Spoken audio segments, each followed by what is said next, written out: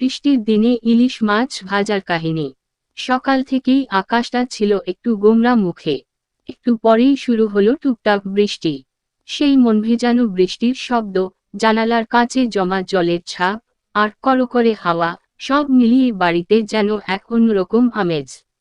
এমন সময় মা র কণ্ঠস্বর শোনা গেল রান্নাঘর থেকে। আজকে ভাজা ইলিশ হবে, গরম গরম খিচুড়ির সাথে। তখন মনটা কেমন যেন নেচে উঠল। ইলিশের নাম শুনলেই তো মুখে জল চলে আসে, তার উপর আবার বৃষ্টির দিনে।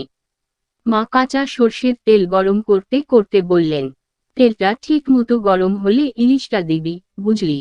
না হলে কিন্তু কাঁচা গন্ধ থাকবে। আর আমি, ছোট্ট আমি, দাঁড়িয়ে আছি পাশে, খুন্তি হাতে।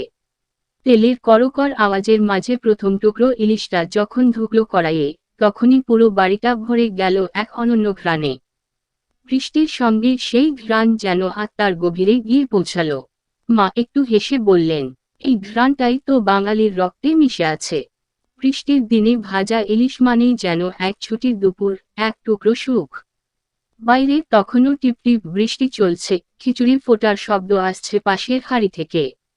আর আমি, হাতে গরম গরম ভাজা ইলিশ, সামনে থালায় এক গাদা নরম খিচুড়ি আর কাঁচা লঙ্কা।